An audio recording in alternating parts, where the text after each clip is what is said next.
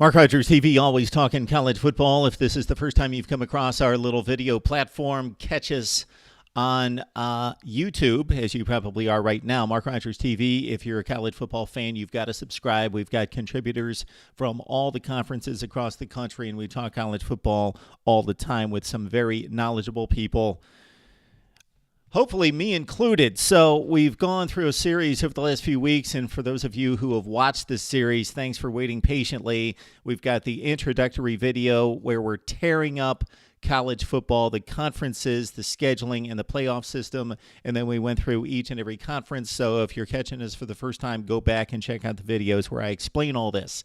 I've gone through the Power Six. Yes, the Power Six conferences and the new alignment that makes sense, that work for college football. Now we get to the scheduling, and I've got a sample of what a schedule would look like under the new system.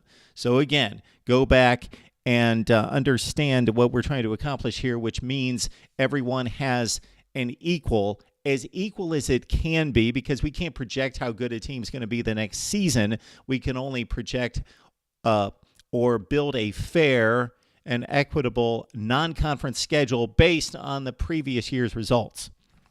So this is what we're going to do. We achieve a 500 composite out-of-conference schedule for everyone. So in the new ACC, which is just like the old ACC minus a couple teams that now go to the new Big East that belong there, Syracuse and Boston College, and some other teams like Louisville who also leave the conference, and we bring in Central Florida and South Florida for a 12-team ACC.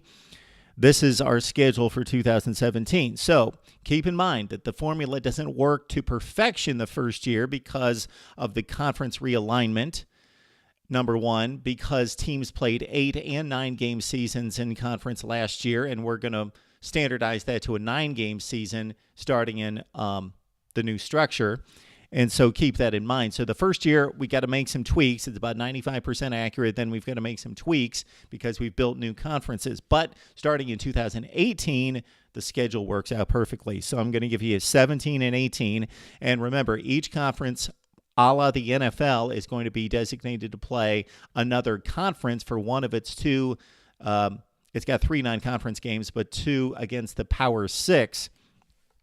So in this particular year, we've got the ACC in 2017 playing the new Big East Conference. And so then we're going to designate another non-conference game against one of the other Power Six leagues.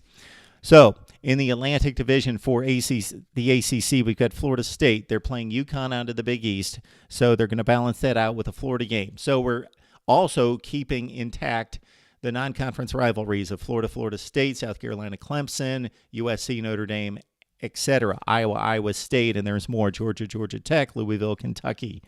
So Florida State plays Florida, who went 6-2 last year in the SEC, so we balance that out typically against a team that went 2-6 or 2-7 in a Power 5 league. But since UConn is new to the system, we're gauging that they would have been roughly a 2-6 team in a Power 5 league last year. So it's Florida State taking on Florida and UConn. Miami's got their date against the new Big East team, Penn State, who went 8-1 in the Big Ten. Miami's got Penn State at 8-1. Kansas at 1-8. Central Florida's got a date against Syracuse, 2-6 in the ACC last year. Therefore, we balanced it out with Oklahoma State 7-2. So it doesn't balance perfectly because of the 8-game seasons versus the 9-game seasons, but it will the next season. South Florida takes on BC 2-6. They also take on Washington State 7-2. Wake Forest against West Virginia, 7-2, and also against Illinois, 2-7. So there's no specificity or magic about who they're playing outside of some of the parameters I just listed. 500 record and maintaining the out-of-conference rivalries. So Wake Forest doesn't have to play West Virginia, but if they're playing a 6-3 team from the season before, they've got to be balanced out by playing another conference game, out-of-conference game against a 3-6 team. So this is just a sample of what a schedule could look like. Wake Forest takes on West Virginia 7-2 and Illinois 2-7. Georgia Tech takes on Temple. Again, there's got to be a projection here since they're moving from the group of 5 to the Power 6, and they're playing Georgia 4-4. I figured Georgia 4-4 last season in the SEC. Temple was a bowl team, a 10-win team, but in the American Conference, so they're roughly a Power 5, 500 team. There's going to be some estimations the first go-around. In the Coastal Division, you've got North Carolina taking on Louisville, former ACC member that they haven't seen in quite some time, so I thought that was a good matchup against Purdue 1-8 as well. North Carolina State takes on Navy. They also take on Texas A&M 4-4 in the SEC last year, new Big 12 member. Virginia against Army, and Nebraska, who went 6-3 in the Big 10. Virginia Tech takes on Maryland 3-6, and also Kansas State, who went 6-3 in the Big 12. It all works out. Clemson takes on Pitt. We'll give it a rematch from the 43-42 game of last year. Clemson takes on the Panthers at 5-3, and also South Carolina, the out-of-conference rivalry at 3-5. For Duke, it's Rutgers 0-9 and Oklahoma 9-0. Also, keep in mind that the schedulers will have months to prepare this. So the other thing that they can do is look for some impressive matchups. They just have to balance it out. Impressive and all geographically sound matchups that could be very interesting as well. I'm just basically matching records here and staying within the parameters. Okay, so we go ahead to 2018, and now we can fit the system perfectly. So this is what it would look like. Now, don't take the records into account except for achieving the purpose here. These are not predictions. So when I say Minnesota's 3-6 in the Big Ten in this particular season, I'm not making a prediction. I'm just filling in a slot. All right, so Florida State in 2018 with the ACC matched up against the Big Ten. Again, that rotates every year. It'll go Big East, Big Ten, SEC, Pac-12, et cetera, et cetera. That rotates just like the NFL divisions.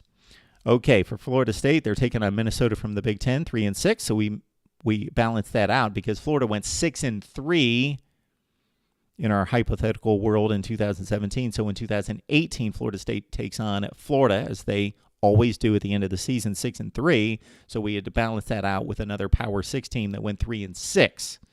So we did that with Minnesota. Again, it could be any one of a handful of teams. Miami has a date with Michigan. Impressive matchup, 7-2. So we balance that out with Syracuse 2-7. For Central Florida, it's Michigan State 5-4, and it's Cal 4-5. For South Florida, it's Indiana 3-6, and it's TCU, who went 6-3. For Wake Forest, they play Purdue 1-8, and they're going to play Penn State, who went 8-1 this particular year. For Georgia Tech, okay, this is where it boxes us in just a little bit. They have to play Georgia. So, again, this is not a prediction. This is just slotted this way. Georgia went 4-5, let's say, in the SEC. So we balance that out with Georgia Tech having to take on a Big Ten team. Notre Dame went 5-4. All right, in the Coastal, you've got North Carolina taking on Illinois from the Big Ten, who went 2-7. So they play West Virginia, who went 7-2. North Carolina State's got Iowa 5-4 from the Big Ten. So they are playing Mississippi State 4-5 in the SEC. Virginia taking on Northwestern at 4-5, and also taking on Oregon at 5-4.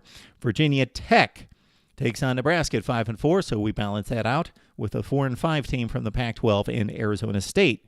Clemson meets Ohio State, who went 7-2 in the Big Ten this particular year, and that was designated because Clemson will always play South Carolina, and the Gamecocks went 2-7 in the SEC.